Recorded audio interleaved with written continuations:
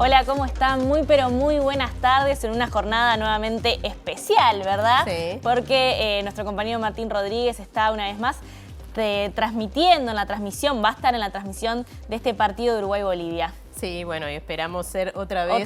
La dupla de la cábala, como decimos nosotros. La dupla cabalera, esperemos que sí. A ver si el resultado sigue siendo positivo para la selección, esperemos que sí. Estaremos enviando nuestra energía desde aquí, ahora más cerquita en el Estadio Centenario. Ya les vamos a contar algunas novedades con respecto al partido. Vamos a estar en contacto con algunas cuestiones que tienen que ver con eso, pero empezamos a hablar de los temas políticos ahora, porque la Comisión Especial de Financiamiento de los Partidos Políticos votó en general el proyecto de ley. Mañana continuará la votación de los artículos y se prevé que cuente con media sanción de diputados el próximo 28 de noviembre.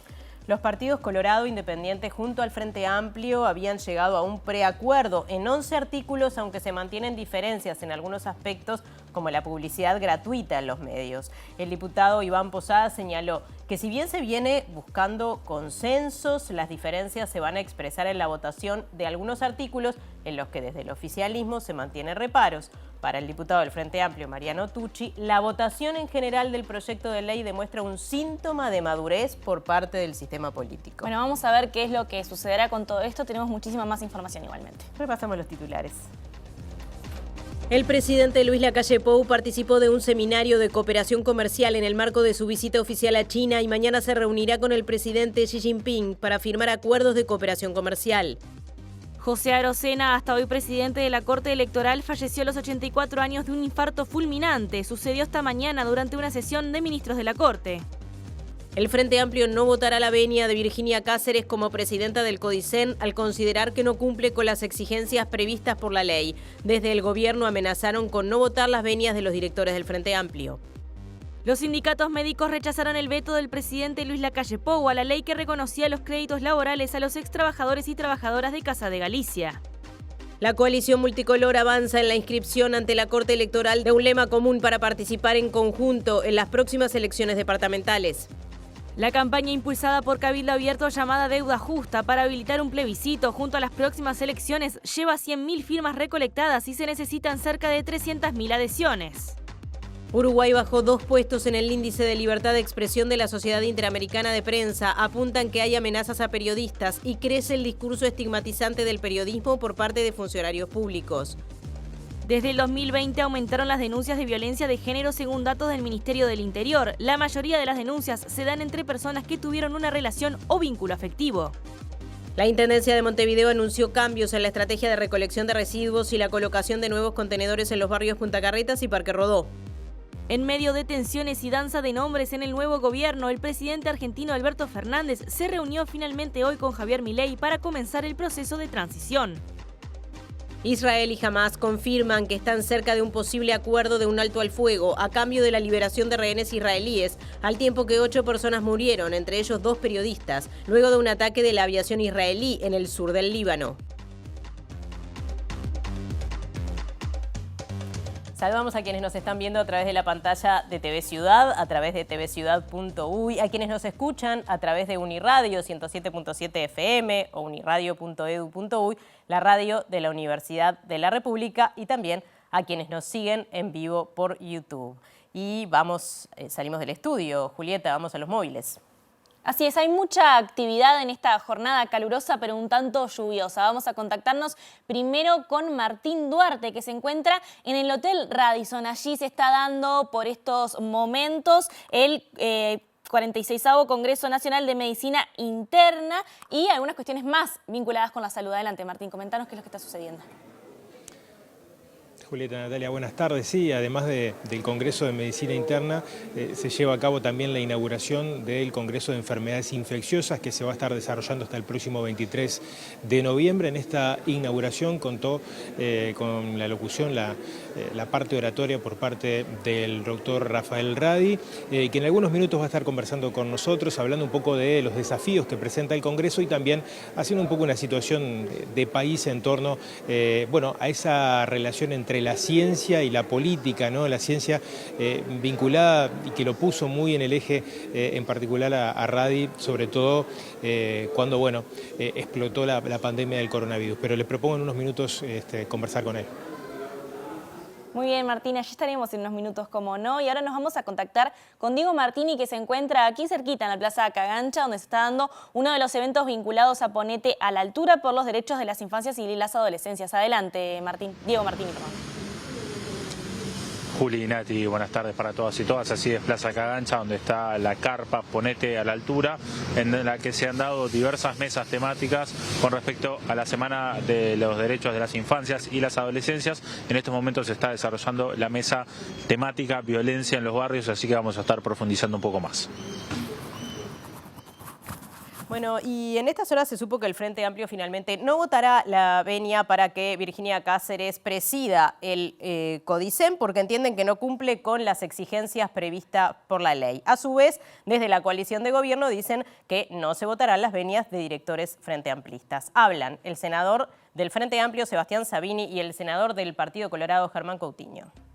Entendemos que el requisito que estableció el propio gobierno a través de la LUC de que la persona que fuera a ocupar nada más ni nada menos que el cargo más importante de la educación pública de nuestro país, tiene que tener trayectoria educativa y formación. Esos extremos no se dieron, no se demostró y por lo tanto el Frente Amplio mantuvo su posición de votar en forma.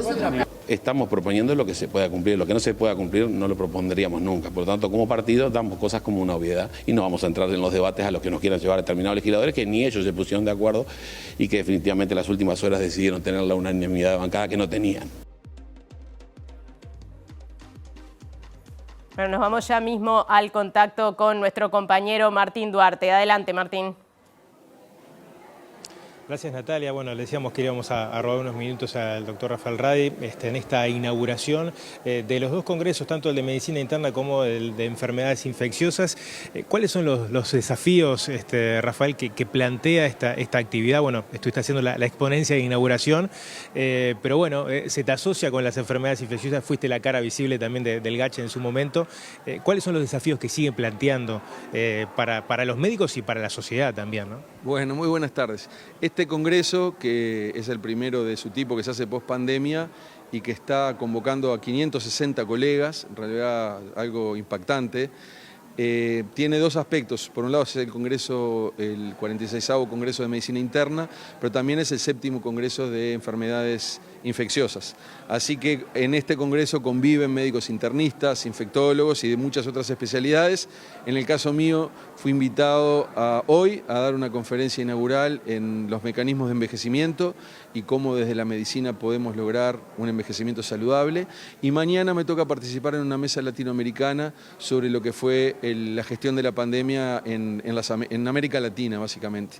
Entonces, bueno, hay como una complementación. Hoy me tocó hablar más bien de las enfermedades crónicas no transmisibles, la neurodegeneración, las enfermedades cardiovasculares, las enfermedades que comprometen al aparato locomotor, y mañana los temas tienen más que ver con lo que fue mi etapa en la gestión de la pandemia que hicimos desde el GACH. Así que es un congreso que realmente como actividad formativa, informativa y de puesta a punto de los colegas médicos uruguayos es sobresaliente, con participación también de muchos expertos internacionales. Así que la medicina uruguaya muy en alto en un evento de este tipo. ¿Cómo ves esto de la gestión? Un poco centrarnos en la exponencia que vas a brindar mañana desde la perspectiva del tiempo, donde en aquel momento hubo un enamoramiento entre la política y la ciencia. Yo te he visto en unas cuantas notas bastante crítico a propósito de ese enamoramiento, de lo que le devolvió la política a la ciencia, pasado ese momento que estuvo a los científicos en el foco, ¿no?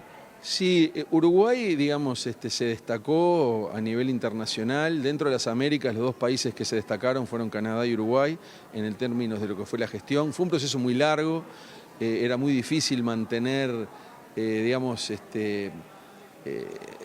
volviendo a las metáforas futbolísticas, el partido controlado todo el tiempo, pero de todos modos los dos países, Canadá en Norteamérica y Uruguay en Sudamérica, fueron realmente elegidos como los países donde se hizo la mejor gestión, con un aporte muy fuerte de la ciencia en ambos países. Me tocó tener muchas reuniones con la asesora científica del primer ministro de Canadá, donde nosotros trabajábamos y discutíamos estrategias que en aquellos momentos eran comunes. Creo que lo más importante de todo, y más allá de la política partidaria, de la coyuntura que tiene que ver con las decisiones, es el hecho de que la sociedad quedó una huella, una firma dentro de la sociedad donde la ciencia yo creo que quedó como algo indeleble para la sociedad uruguaya. Ese apoyo es manifiesto, se nos hace latente todo el tiempo y creo que eso va a dar sus frutos, sobre todo de cara al nuevo proceso electoral que se habla en 2024. Me resultaría muy difícil pensar que los partidos políticos, todos ellos, en las futuras campañas no tengan a la ciencia y la tecnología como motor de desarrollo. Entonces creo que más allá de lo coyuntural y de lo que se pudo hacer o lo que no se hizo en cuanto al apoyo en este periodo, creo que lo que nos deja para el futuro es el conocimiento de la sociedad, que eso se traslada y que se deberá trasladar, entiendo yo, a los programas de todos los partidos, para que pongan a la ciencia como una herramienta de desarrollo, mejor calidad de vida, un país más sustentable. ¿Es un eje que por ahí se ha descuidado por parte de los partidos o no le han dado la importancia que post pandemia, ¿no? que merecería? Bueno, a ver. Me pregunto también a nivel de lo que fue la rendición de cuentas, ¿no? Sí, este es un fenómeno que nosotros lo venimos arrastrando desde siempre, desde que yo me conozco como científico, vuelto de los Estados Unidos. La lucha por el presupuesto y la institucionalidad de la ciencia y la tecnología es algo que siempre estuvo en la orden del día. Hemos tenido avances, algunos retrocesos. Creo que al final de cada periodo de gobierno quedamos un poquito mejor que los que estábamos antes. Creo que hubo algunos hitos importantes, en particular en el primer gobierno del Frente Amplio, la creación de la Agencia Nacional de Investigación y el Sistema Nacional de Investigadores fueron un impulso muy potente. En este gobierno, la búsqueda de asesoramiento científico como señal fue algo muy potente y que deja marcada a la sociedad. Pero creo que en esto no hay ningún actor político que no te diga que la ciencia y la tecnología son importantísimos para el futuro del país. Siempre cuesta mucho y no solo le pasa al Uruguay que eso se concrete en acciones que realmente marquen una trayectoria. Entonces, yo soy un hombre por naturaleza optimista, yo quiero rescatar lo mejor que logramos, que fue que la población se enteró en una forma masiva de que hay un sistema científico en Uruguay, que vale la pena hacer ciencia. Las encuestas que se hacen sobre la visibilidad de la gente sobre la ciencia son muy buenas, la gente piensa que es una profesión que genera prestigio, que genera un servicio al país, y por eso digo, ahora tenemos que apuntar a que en las futuras campañas electorales y en el rol que me ocupar como presidente de la Academia Nacional de Ciencias del Uruguay, ya estamos teniendo reuniones con los candidatos a la presidencia de todos los partidos políticos y en todos los casos nos expresan que va a ser un eje central de la futura campaña. Y me quedo por ahí. A propósito de la política, no sé si tomaste contacto días atrás, unas declaraciones del senador Sebastián da Silva que decía Rafael Radi sería un buen candidato a la presidencia. Sí, me la hicieron llegar amigos y colegas. Yo creo que eso está dentro de lo que es, en fin, lo anecdótico de la vida política. En mi vocación es la vocación científica, es la educación terciaria y superior, así lo he manifestado. ¿Dejarías abierta la puerta a esa posibilidad? No, no es algo que esté en mi futuro, en mi proyecto de vida futura. Estoy muy feliz con lo que hago y bueno, tampoco pensé nunca llegar a ser el coordinador general de un equipo como el GACH, es decir, la vida a veces da vueltas impensables, pero de ninguna forma está en lo que es mi perspectiva de futuro. Tengo muchos proyectos de investigación aquí, utopías y cosas que quiero realizar antes de culminar mi carrera en Uruguay y en la región, y bueno, quiero concentrar mi esfuerzo a eso y también disfrutar de lo que hago, porque los años de pandemia fueron muy exigentes en nuestro trabajo. Y también quiero, como hice hoy, dar una conferencia con colegas, disfrutar, intercambiar. Bueno, de eso se trata lo que hacemos. Doctor, muchas gracias por estos minutos, muy amable. La charla con el doctor Rafael Radi a propósito de la inauguración del Congreso y bueno, esta relación también constante entre la política y la ciencia. Muchas gracias, Martín. Ahora comenzamos con el desarrollo informativo, algo que les habíamos adelantado al inicio. La Comisión Especial de Financiamiento de los Partidos Políticos votó en general el proyecto de ley y dio pase a la discusión, en particular del articulado. El diputado Iván Posada señaló que si bien se viene buscando consensos, es posible que las diferencias puedan expresarse en la votación de algunos artículos desde los que el oficialismo mantiene reparos.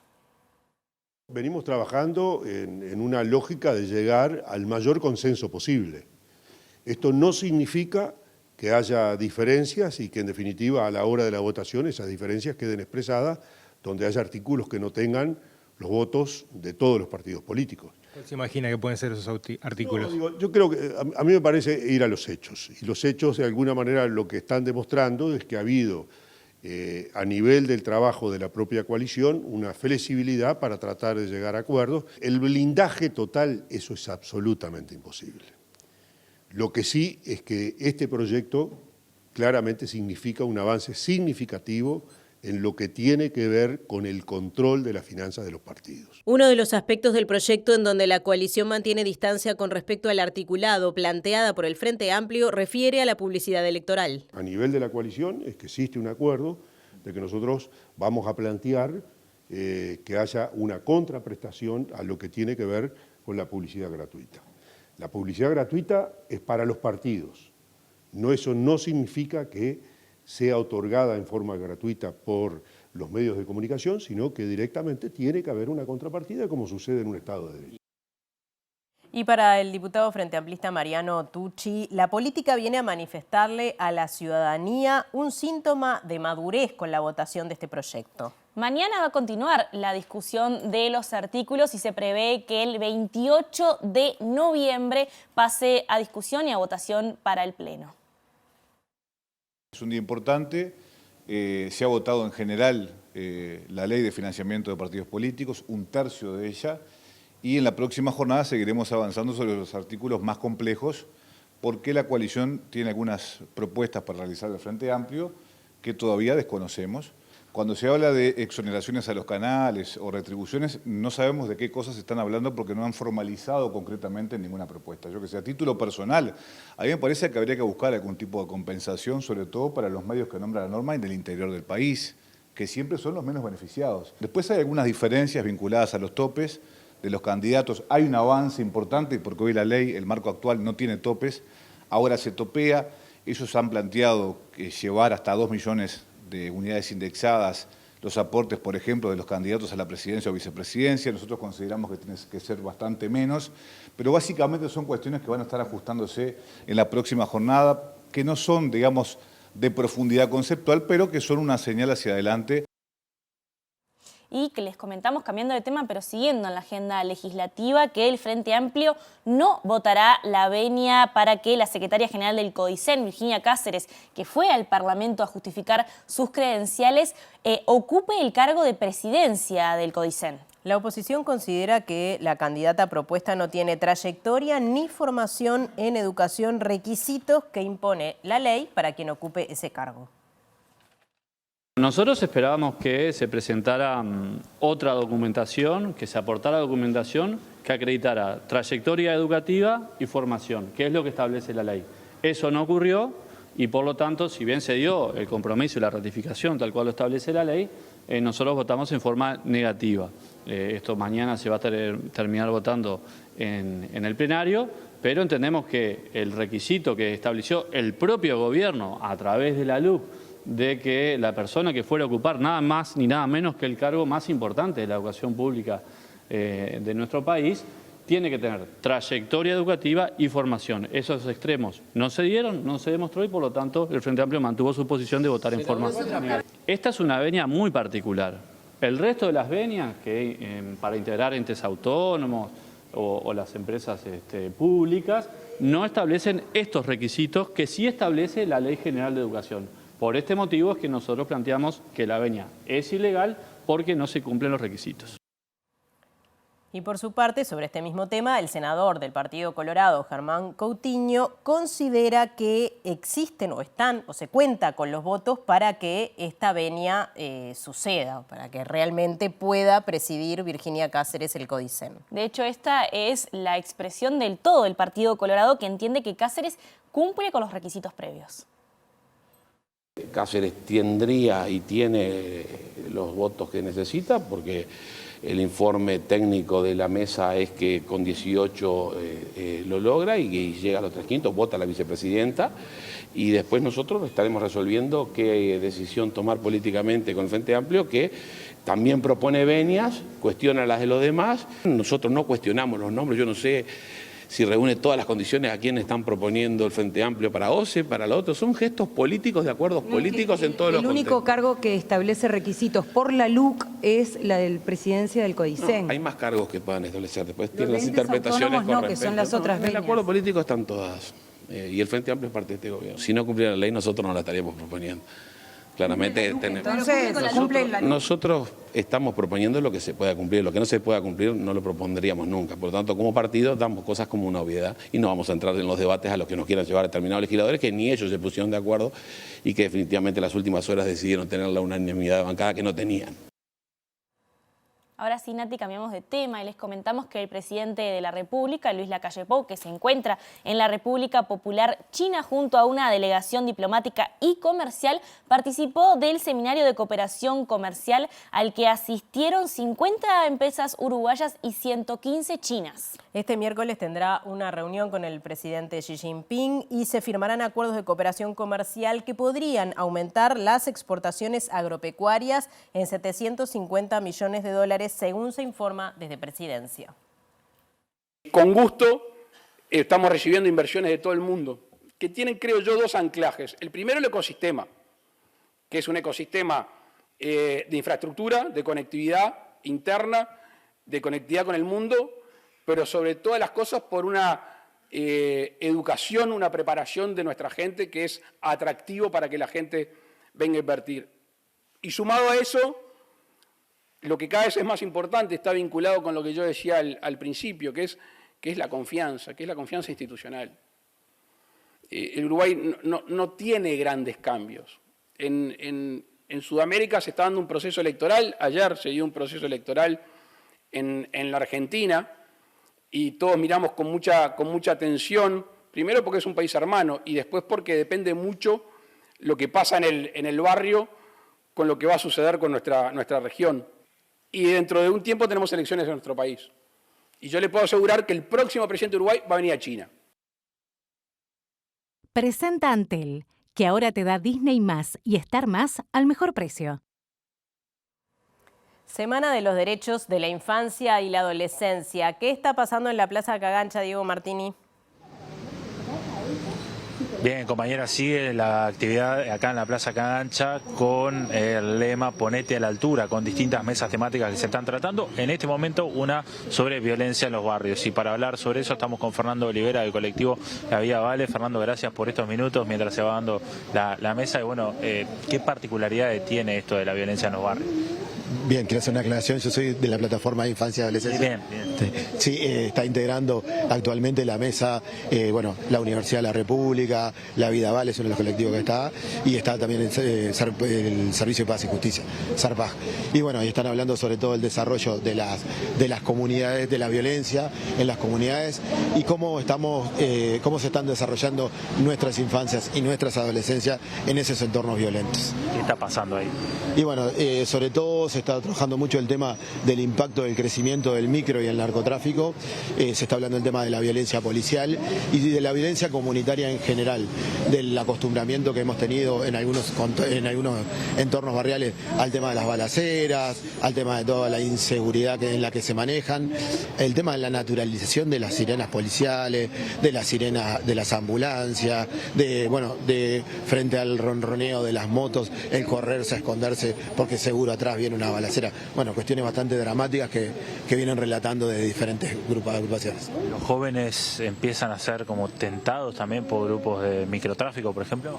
Y sí, lamentablemente sí, ante muchas de las carencias en las que se desarrollan, o la falta de propuestas laborales, o la llegada que llegamos tarde con las propuestas socioeducativas o educativas en general, o no resultan seductoras para determinado perfil de chiquilines, y bueno, el corrimiento de algunas cuestiones de las políticas del Estado llevan a que la salida sea a través del micro o el narcotráfico. Planteaban un concepto, por ejemplo, el de la falta de cultura de trabajo. En realidad no es que falta de cultura de trabajo, falta trabajo.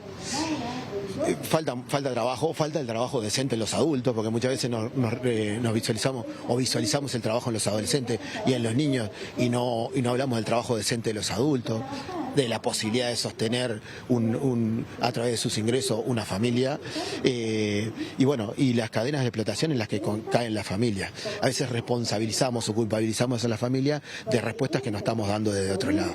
Gracias, Fernando. Por favor, muchas gracias y bueno, y una invitación a toda la semana que continúa hasta el viernes 24. Mañana vamos a tener unas mesas sobre acceso a la justicia, sobre trabajo infantil, el jueves sobre deporte, medios de comunicación y bueno, terminamos el viernes con una gran fiesta. Ponete a la altura entonces acá en la Plaza Cagancha, en esta plaza que están viendo a nuestras espaldas. Presentó Antel, que ahora te da Disney+ y Star+ al mejor precio. Y en el marco del Día Internacional de la Eliminación de la Violencia contra la Mujer, que se conmemora el 25 de noviembre, el Ministerio del Interior presentó datos que evidencian que desde 2020 vienen en aumento las denuncias por violencia de género y violencia doméstica. Y atención a esto que da mucho de qué hablar y también es una gran preocupación, porque en la mayoría de los casos las denuncias se dan entre personas que tuvieron una relación o vínculo afectivo. Nosotros no podemos atribuir a que las mujeres siguen pasando este tipo de casos. Nosotros desde el Ministerio del Interior lo que podemos decir es que continuamos trabajando, que sí, que hay un incremento, que el incremento de la denuncia, por ejemplo, como usted lo mencionaba, se puede dar por múltiples razones. Las personas pueden estar denunciando más, la gente se está empoderando, los amigos, los vecinos, familiares están denunciando, que antes no se denunciaba. Y bueno, y esto hay que seguir trabajando. El abordaje en materia de violencia doméstica y de género es un abordaje interinstitucional, o sea que no es solo el Ministerio del Interior, sino que hay otras instituciones que tienen competencia en esta materia, están en el sistema de respuesta en esta temática y tenemos que seguir trabajando y fortalecer las acciones que venimos llevando a cabo. ¿Están animando más a hacer denuncias? Consideramos que sí y que otras personas que no son las víctimas del delito están denunciando como familiares, conocidos, amigos, vecinos, que eso es lo que también nos interesa, ¿no? Que las personas denuncien esta situación para hacer la investigación correspondiente y auxiliar a la justicia de la Fiscalía. Y Mónica Botero, la directora de InMujeres, el Instituto de las Mujeres del Ministerio de Desarrollo Social, valoró positivamente el aumento de denuncias por violencia de género porque entiende que de esa forma se visibiliza más esta problemática. Además aseguró que hay una baja en femicidios respecto al promedio anual. Las cifras de femicidios están en 19 y ahora la propia directora de políticas de género indicó 20. Estamos por debajo del promedio anual que ha sido tradicionalmente 25. Eso lo digo todos los años, cerca del 25 de noviembre. No vamos a sacar el feminiciómetro porque nos parece que es una discusión que no tiene sentido. Ya con que una mujer muera sea asesinada por su sola condición de tal, es de alguna forma un desafío que tenemos. Hay una cifra que es importante y es que las denuncias subieron sensiblemente y cuando el femicidio no. Eso quiere decir que mucha más gente se sintió protegida y por lo tanto pidió ayuda del Estado y protegimos a más mujeres, niños, niñas y adolescentes porque hubo una cantidad de muertes igual. Eso está hablando de que se protegió a más personas. Y el Comité de Expertas del Mecanismo de Seguimiento de la Convención Interamericana para Prevenir, Sancionar y Erradicar la Violencia contra la Mujer de la OEA expresó su preocupación por la solicitud de sobreseimiento de la causa judicial del caso conocido como violación grupal de Cordón. Y Teresa Herrera, que es una integrante uruguaya de este comité, señaló que no se siguieron los protocolos de género en este caso judicial. En este caso no hubo un debido proceso. Cuando el primer fiscal dice que está sobreseído porque no puede ubicar, porque con la declaración que tiene le parece que le alcanza y con los datos que tiene de las grabaciones le parece que le alcanza y no convoca ni siquiera a testigos ni hace ningún tipo de pesquisa ni nada por el estilo. Tanto es así que cuando se apela al tribunal, el tribunal da la razón de que eso no se puede sobreseer, que no están cumplidas todas las diligencias del debido proceso. Como comité de expertas estamos sumamente preocupadas porque un caso tan grave como este queda sin investigar. Y además no se cumple ninguno de los requisitos que tienen que ver con, bueno, desde con la Convención de Belén do Pará, con el Protocolo de Brasilia, y podría seguir con una enorme lista que en realidad aburriría a la gente en torno a cuántos convenios que tienen que ver con cómo se realizan estos procesos no han sido respetados. La experta también señaló que este caso es todavía más grave porque desmotiva las denuncias por violaciones, que de por sí son muy bajas, y agregó que es producto de una falla en el sistema que se debe corregir con más capacitación de los equipos de justicia.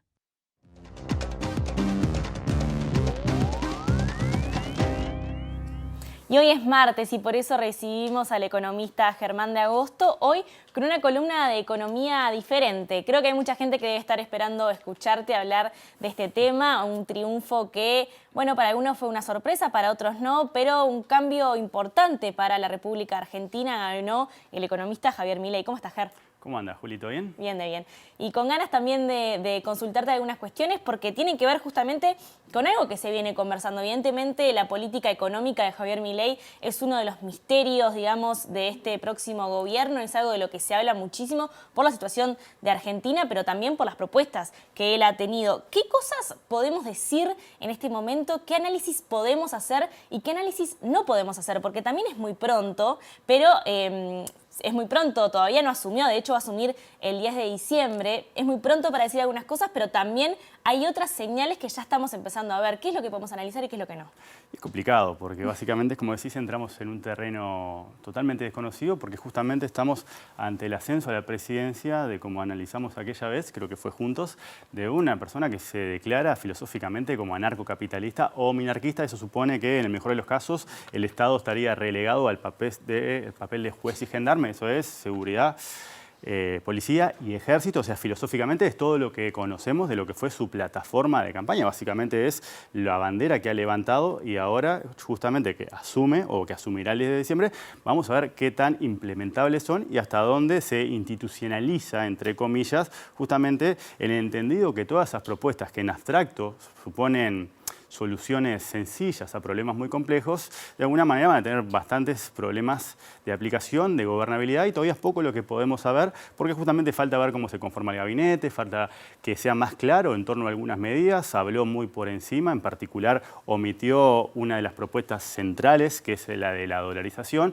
y lo que podemos analizar a priori en estos primeros días es cómo se viene tomando la reacción por parte del mercado, por parte de los inversores, y de alguna manera cuáles son los riesgos que están latentes y que se podrían materializar producto de que ahora sí, de acá al 10 de diciembre entramos en una situación bastante incierta porque justamente los incentivos que puede tener antes de asumir en base a lo que puede ser la implementación de ese plan de dolarización, bueno, suponen una corrección cambiaria que de alguna manera agudizaría todos los problemas que nosotros vemos en clave uruguaya, pero naturalmente también los problemas que tiene la Argentina, que es un país que hace 12 años que no crece, que en términos del PIB per cápita es 12% más pobre, que tiene una inflación de 140%, una pobreza del 40%, es decir, hay un conjunto de desequilibrios que hacen que el panorama sea totalmente incierto y mucho más cuando lo pensamos en clave uruguaya, porque también nos cuesta entender justamente el ascenso de una persona que es un candidato libertario, es un presidente libertario y no hay antecedentes que vos tengas como para verlo reflejado, más que cuestiones anecdóticas y experimentos de alguna manera como notas de color. Así sí, porque él lo dijo en su discurso, bueno, minutos después de que se confirmara su victoria, es el primer presidente liberal libertario de la historia, así lo reconoce él. Porque me imagino que en estos momentos, vos que sos economista, mucha gente te debe estar haciendo consultas, bueno, ¿qué podemos esperar? También se ve con extrañamiento algunos planteos que hacen mismo votantes de Javier Milei, de que espera que no cumpla todas sus medidas, igualmente se lo vota. ¿Qué limitaciones tenemos desde Uruguay para entender cuál es justamente la política económica que va a tener en su gobierno?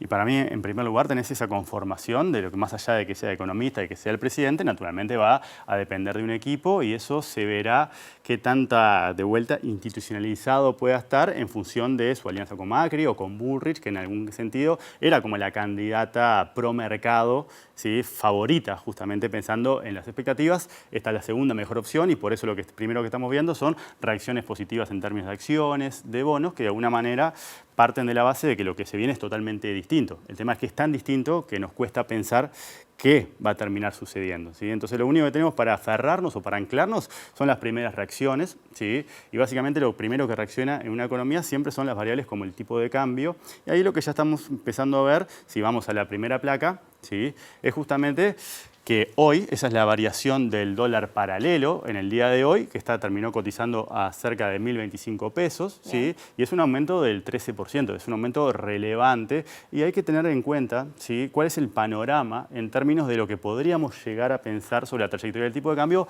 pensando en primer lugar que Argentina no tiene acceso al financiamiento. Eso se materializa justamente en que las reservas, que son el activo que tienen los bancos centrales para, por ejemplo, evitar una corrida cambiaria, son negativos, ¿sí? Y además vos lo que tenés es una expectativa de dolarización. ¿Por qué? Porque la dolarización es central porque justamente la narrativa de la decadencia que él le adjudica a la Argentina tiene en el corazón justamente al Banco Central. Entonces, el dinamitar el Banco Central, sea simbólicamente o no simbólicamente, o cosas que veremos, ¿sí?, parece ser que va a ser más simbólico que otra cosa, de alguna manera le da esa centralidad a su propuesta de dolarización porque ahí es donde él ubica todos los problemas que han llevado a la decadencia de Argentina. Entonces, si vos tenés un déficit fiscal persistentemente alto, no tenés forma de financiarlo porque no tenés reservas ni tenés acceso al crédito y encima tenés una expectativa de dolarización, eso supone que las presiones devaluatorias en los próximos meses, en particular hasta la Asunción, van a ser bastante relevantes. Acordate cómo pensamos la dolarización. Si Argentina tuviera un peso y un dólar, dolarizaría a 1.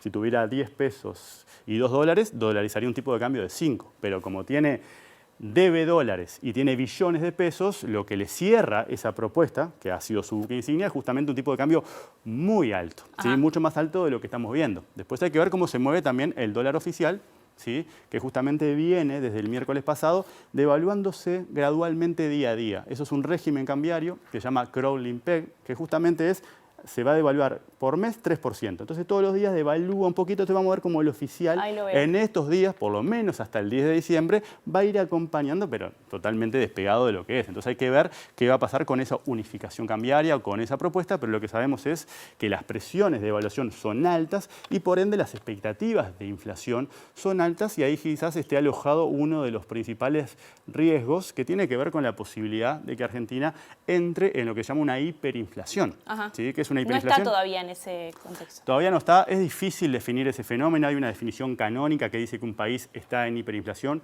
cuando la inflación mensual es del 50%, hay otras definiciones que dicen cuando es anualmente 500%, o anecdóticamente vos te das cuenta que un país tiene hiperinflación cuando es más barato tomarte un taxi que tomarte un ómnibus, ¿sí? Y eso es porque el ómnibus lo pagás al subir, el taxi lo pagás al bajar, y entonces en el transcurso del viaje el valor del dinero desapareció. Esa es la forma más anecdótica de definir una hiperinflación, es cuando los precios pierden sentido, ¿sí? Fotos históricas que hemos visto de hiperinflación es cuando se barren, ¿sí?, o se transportan los billetes por una carretilla y por ende no estamos, ¿sí?, en una hiperinflación por ese tipo de definiciones, pero el riesgo es que a una hiperinflación, como vamos a ver ahora en la segunda placa, el tránsito es muy rápido, ¿sí? Entonces, como punto de referencia para tratar de pararnos en algún lugar, ¿sí?, acá tenemos lo que fue el último antecedente, que es la hiperinflación, ¿sí?, de Alfonsín de 1989. ¿Sí? Y esta es la dinámica mensual de la inflación, ¿sí? Acá estamos mirando que son valores de inflación mensuales, ¿sí? Fíjate cómo rápidamente el gráfico parte de octubre del año 88 con una inflación del 9, pasa al 6 en noviembre, ya en diciembre 7, y viste que va oscilando en un dígito, lo mismo que estaba pasando ahora, ¿sí? Pero ya entre febrero y marzo ya salta del 10 al 17. Y entre marzo y abril ya salta al 33. Y ya en mayo 78, en junio, ¿sí?, en cuestión de 8 meses, ya lo tenés en 114 mensual. Y después termina justamente explotando la hiperinflación del 89, ¿sí?, que después tendría otra hiperinflación ya con el primer gobierno de Menem del 197% en términos mensuales. ¿Qué queremos decir con esto? Hoy lo que sabemos como cierto en la coyuntura actual es que la inflación ha oscilado en el entorno del 10% mensual en los últimos 5 meses. Pero lo que sabemos de la historia es que estos procesos, dado que tienen un componente psicológico muy importante, crecen exponencialmente. Entonces, el riesgo que hay hoy es justamente de que Argentina, por los desequilibrios que tiene, en particular por la montaña de pesos que hay y por lo que puede ser la aplicación o la improvisación de ese tipo de medidas que, de vuelta, en abstracto suenan muy bonitas desde el punto de vista filosófico, le hicieron ganar la elección, pero cuando la aterrizás, en definitiva no podés sacar el ojo de que son soluciones bonitas o sencillas a problemas muy complejos. Entonces, esto puede darse de forma muy acelerada porque justamente crece exponencialmente y hoy uno de los riesgos que tenemos en función de esa posible devaluación que le es funcional a Milei, ¿sí? Que se transforme en una hiperinflación y ahí sí tendríamos una crisis de proporciones sumamente relevantes con, naturalmente, un estallido social, dado que partimos de una economía donde el 40% de las personas está en situación de pobreza.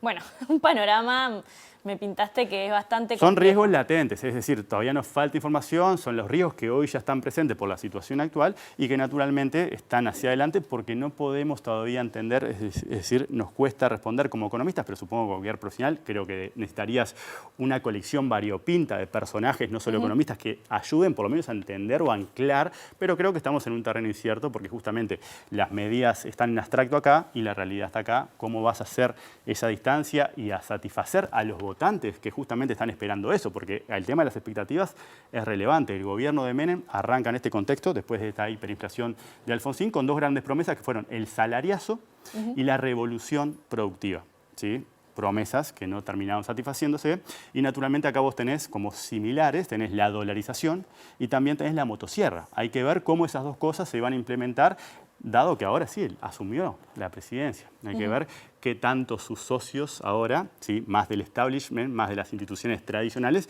pueden moderar o darle rienda suelta justamente a esas propuestas que no sabemos a dónde pueden conducir.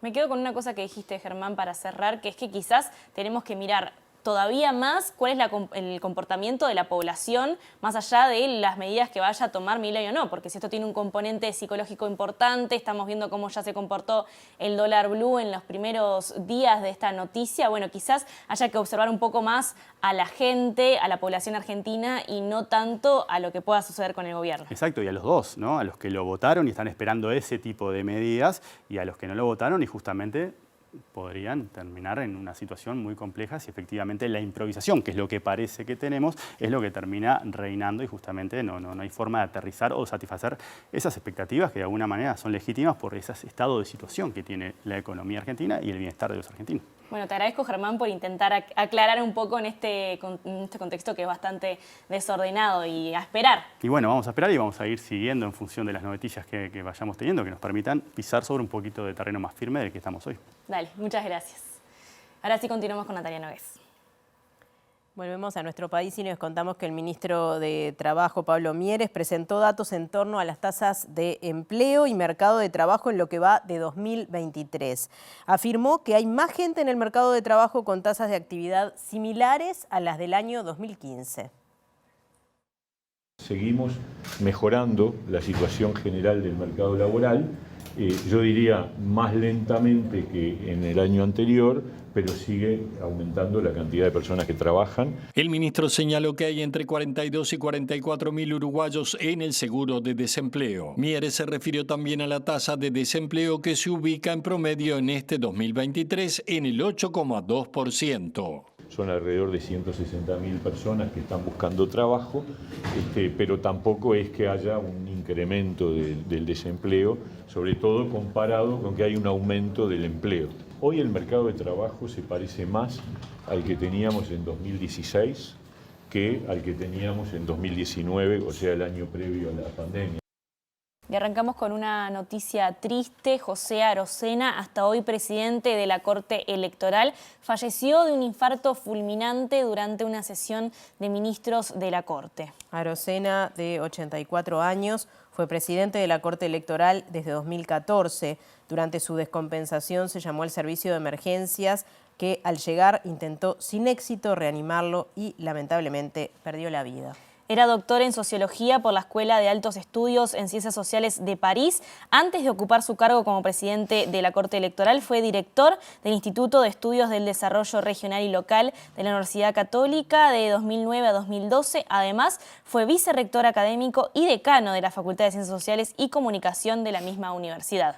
Su lugar en la presidencia de la Corte Electoral será ocupado por el ministro Wilfredo Penco. Por su parte, José Garchitorena, también ministro de la Corte Electoral, señaló en un post de la red social X que Arocena, siempre respetuoso, presidió la Corte Electoral con responsabilidad y ecuanimidad.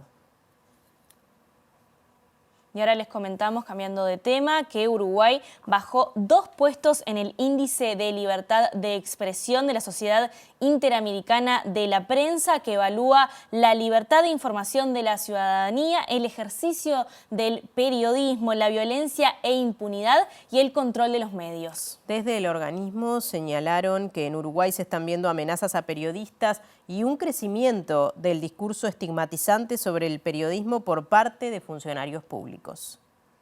Claramente Uruguay es uno de los países de la región que tiene libertad de expresión, pero no plena, es decir, hay algunos pequeños señales de alerta que han empezado a aparecer, algunas amenazas, por ejemplo, provenientes del tema del narcotráfico que han afectado a algunos periodistas. En líneas generales son cuestiones menores, si se quiere, dentro del contexto regional, pero que también hay que prestarles atención. Y nos parece importante que el índice sea una suerte de alerta temprana para evitar que ese clima empiece a deteriorarse, ¿no? Hay también algunos discursos estigmatizantes hacia periodistas y medios por parte de algunos funcionarios públicos. Es una cuestión que está en toda la región, pero Uruguay de algún modo se mantenía al margen de eso porque hay un clima de convivencia política mejor que el que se advierte en otros países.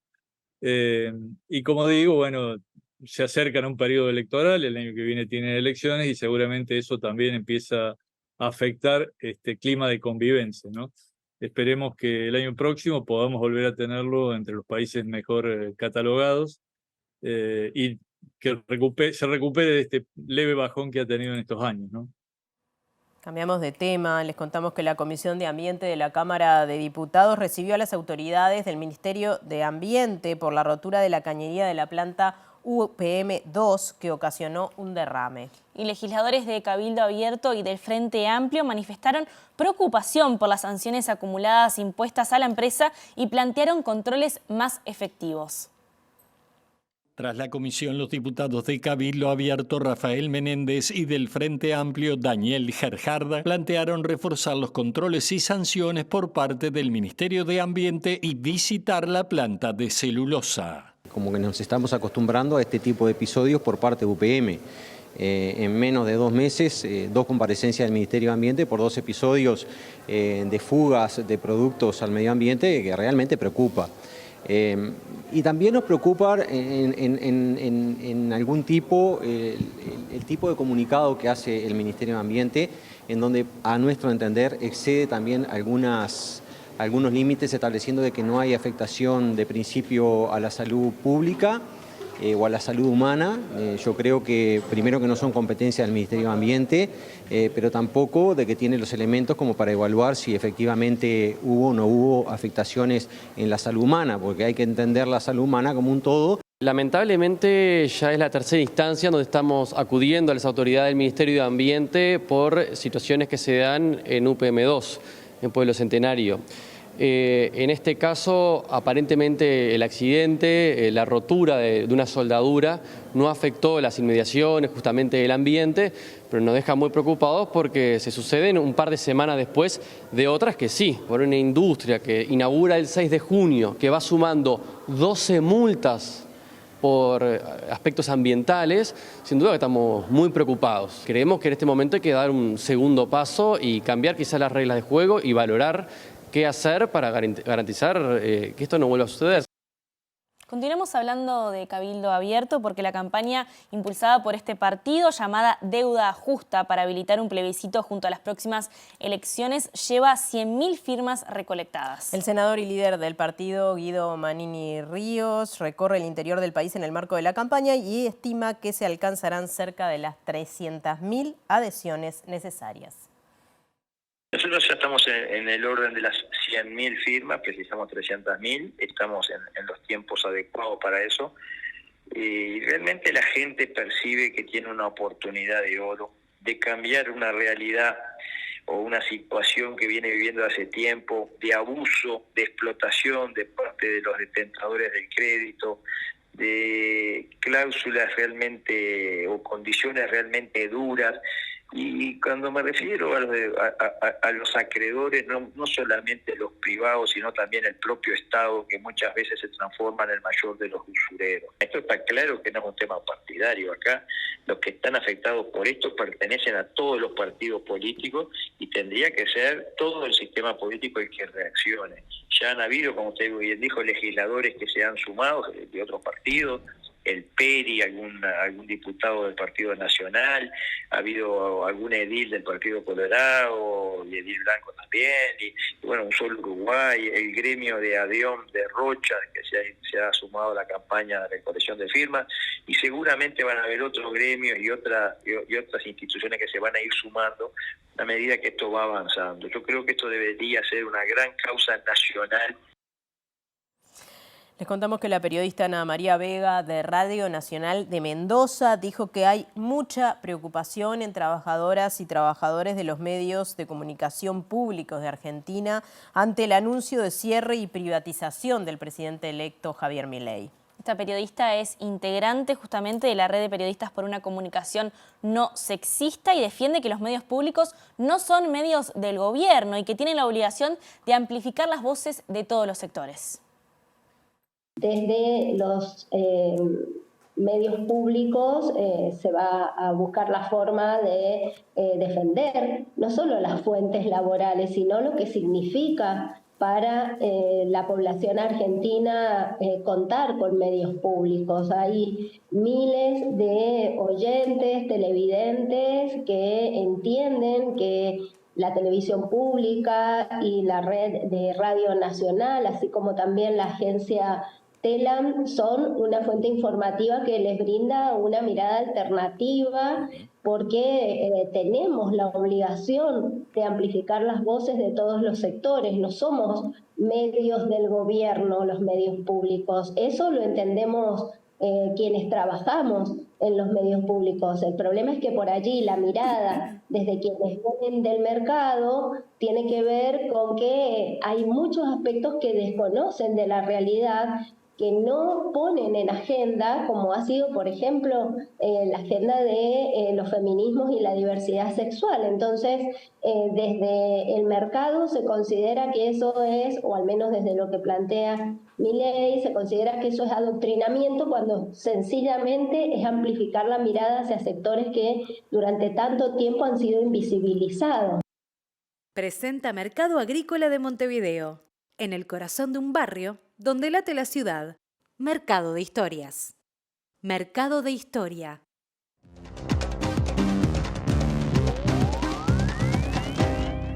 ¿Qué tal? Buenas noches. Abrimos el capítulo internacional y seguimos hablando de la República Argentina porque de alguna manera comenzó hoy la transición de un gobierno hacia el otro, más allá de los nombres en danza para ocupar distintos ministerios y distintos cargos y algunas polémicas. Milei habló con el Papa Francisco en el día de hoy y mantuvo su primera reunión con el presidente Alberto Fernández. También mañana está previsto que la vicepresidenta argentina, Cristina Fernández de Kirchner, se reúna con la nueva vicepresidenta Victoria Villarruel, y en eso está la transición en la República Argentina. Esta mañana en Olivos, durante más de 2 horas, Fernández y Milei intercambiaron ideas, opiniones, en un marco que calificaron de cordial y productivo, donde marcaron sus diferencias con mucho respeto y educación. El encuentro entre el presidente y el presidente electo estaba previsto para el lunes, pero debió suspenderse. Sin embargo, el presidente Alberto Fernández recibió este martes al mandatario electo Javier Milei en la Quinta de Olivos. En un breve comunicado, el gobierno informó que la reunión tuvo el objeto de dar inicio al proceso de transición institucional entre los equipos designados por ambos en las distintas áreas de gobierno. El presidente electo llegó acompañado por su futuro jefe de gabinete, Nicolás Pose, mientras que Fernández estaba junto a su secretario secretario general de la presidencia, Julio Vitovelo. Tras más de una hora de reunión se conoció la fotografía oficial. En un principio se esperaba que el encuentro se produjera el día después de la victoria del candidato de La Libertad Avanza. Desde el espacio del Libertario publicaron un comunicado deslindando toda responsabilidad por lo que pudiera ocurrir en estas semanas, ya que según dijeron hasta el 10 de diciembre el presidente Alberto Fernández y el ministro de Economía Sergio Massa son los responsables constitucionales de la situación de los argentinos. Si bien en un principio la postergación pareció responder a detalles como lugar de encuentro, se decía que los liberales no querían concurrir a la Casa Rosada o a la Quinta Presidencial, fuentes de La Libertad Avanza dijeron que el verdadero problema era que querían esperar si era cierto o no que Sergio Massa iba a tomar licencia como ministro de Economía, algo que finalmente no ocurrió. Y decíamos que los protagonistas de esta reunión han hablado de la misma una vez concluida y como les decíamos también Milei así la calificó de productiva, de importante, donde se analizaron varios temas y el presidente Alberto Fernández también dijo que hubo un intercambio de ideas, de consejos y donde estuvieron analizando la realidad nacional e internacional más allá de las diferencias porque dijo la Argentina necesita tener una transición ordenada y en paz. No creo que sean caras de... No, era una reunión institucional, era una reunión que reclamaba seriedad, pero fue una reunión cordial, fue una reunión amable, fue una reunión que se prolongó por más de 2 horas, donde tocamos temas nacionales, temas internacionales, le transmití algunas de mis experiencias, escuché algunos de sus pareceres, nos dimos opiniones mutuamente. No, yo creo que fue una buena reunión, que en tiempos que la democracia más lo exige, para no hacer traumáticos los cambios. Israel y Hamás negocian por estas horas un acuerdo que tendría como resultado un alto al fuego, por lo menos por un lapso, pero también un intercambio entre los rehenes y prisioneros palestinos que están en poder de Israel. Esto lo viene auspiciando también desde hace varios días Estados Unidos y también hubo manifestaciones desde la reunión que mantuvieron hoy los BRICS en forma virtual. El presidente chino Xi Jinping exhortó a las partes a encontrar una fórmula para terminar con las muertes en la Franja de Gaza. Sin embargo, este acuerdo tiene resistencias desde dentro del propio gobierno israelí porque los sectores más radicales de la ultraderecha consideran que darle esa posibilidad a Hamás es darle la posibilidad de que imponga sus condiciones y que eso no debe ocurrir. En el terreno de la guerra, que sigue adelante, siguen las incursiones israelíes en la Franja de Gaza, ya son más de 14.000 los muertos y hoy se produjeron 8 muertes en el Líbano, en la frontera con Israel, luego de un ataque de la aviación israelí que mató 8 personas, entre ellas 2 periodistas. El primer ministro israelí Benjamín Netanyahu señaló que existen progresos para un posible acuerdo sobre la liberación de rehenes en manos de Hamás, declaración que llega pocas horas después de que el líder del grupo islamista Ismail Haniyeh afirmara que su organización está próxima a alcanzar con la mediación de Qatar un pacto con Israel que incluye una tregua de hostilidades por un número de días y el intercambio de presos palestinos en cárceles israelíes por rehenes en poder del grupo. Sin embargo, el ministro de Seguridad Nacional israelí Itamar Ben-Gavir, líder del partido de ultraderecha Otzma Yehudit, arremetió horas antes contra el plan ya que sostuvo que el visto bueno de Hamás al acuerdo indica que las fuerzas de defensa de Israel están llevando a cabo un ataque efectivo y que es necesario continuar atacando al enemigo y llevarlo a un acuerdo bajo las condiciones dictadas por Israel y no bajo las condiciones muy problemáticas que ponen en peligro a las fuerzas israelíes y hacen distinción entre los secuestrados. Mientras tanto, al menos 8 personas, incluidos 2 periodistas, han muerto en ataques registrados en el sur del Líbano, cerca de la frontera con Israel, donde, según el canal Al-Mayadén, su corresponsal Farah Omar y el camarógrafo Rabi Al-Memari fueron asesinados este martes en el ataque de un avión de combate israelí que disparó deliberadamente 2 cohetes contra los periodistas, quienes concluían una transmisión en vivo cerca de la localidad de Tir Harfa. Por su parte, el primer ministro libanés Nayib Mikati condenó el ataque afirmando que esto demuestra una vez más que no hay límites para el crimen israelí y que su objetivo es silenciar a los medios de comunicación que exponen sus asesinatos y ataques, manifestó el gobernante citado por medios locales. Presentó Mercado Agrícola de Montevideo, en el corazón de un barrio donde late la ciudad. Mercado de Historias. Mercado de Historia.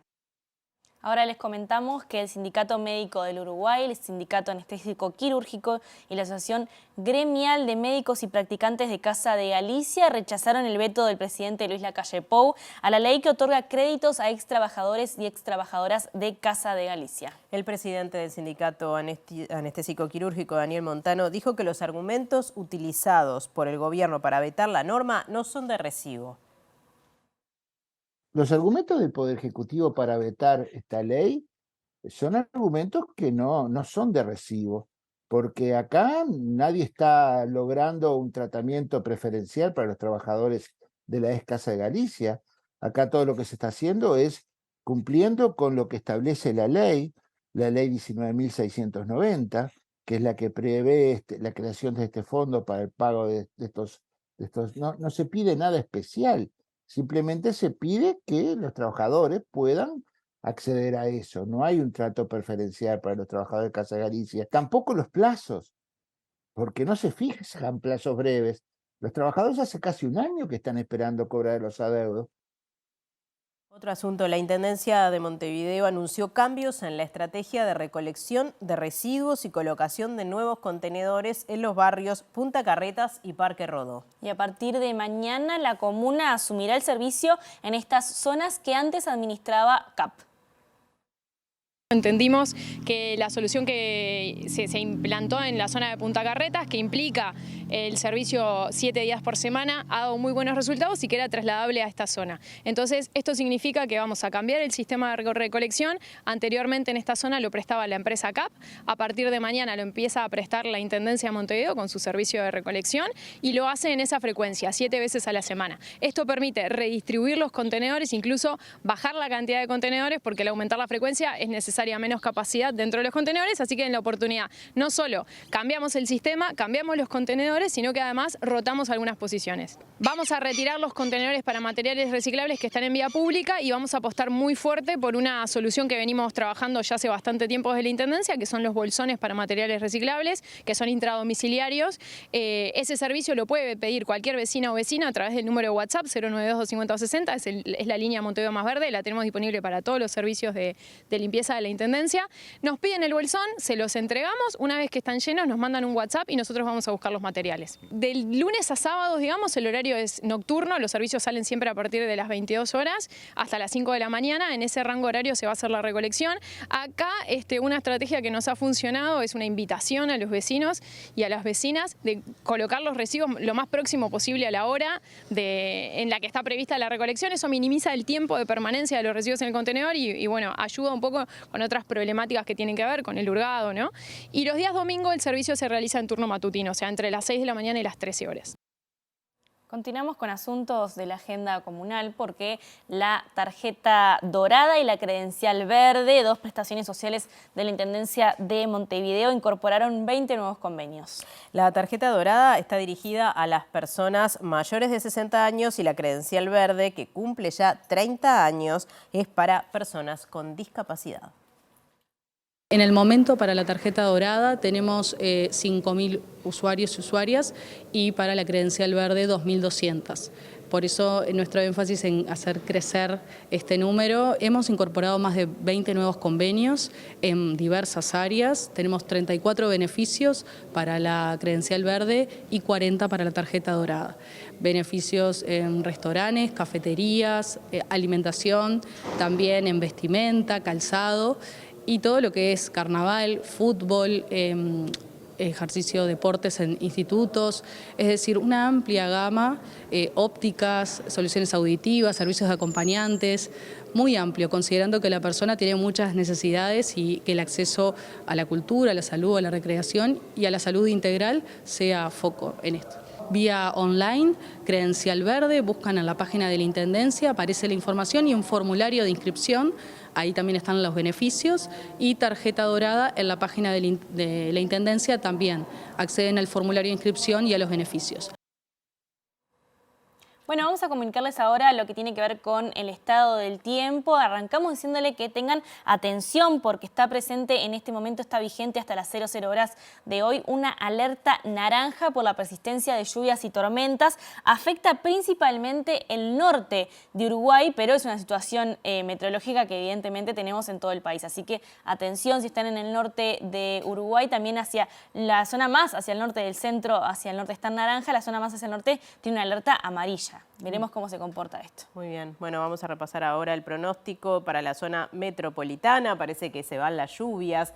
Mañana miércoles 22 de noviembre desciende la nubosidad, comienza a salir el sol en la mañana. Hay una mínima de 14 grados y una máxima de 27. Vamos a hablar ahora de lo que sucederá el jueves 23 de noviembre con una mínima de 12, una máxima de 28, nuevamente temperaturas bastante altas. Atención que este jueves 23 de noviembre va a estar algo nuboso y va a haber periodos de nuboso y con un poquito de viento, pero sigue el calorcito.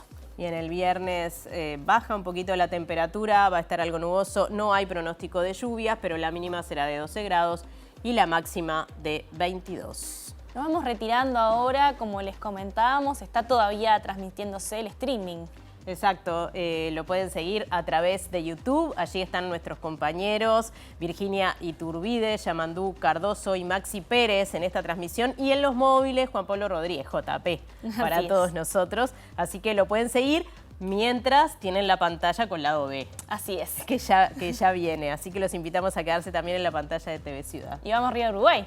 Vamos arriba a Uruguay, sí. A ganar. Nos vemos mañana. Hasta mañana.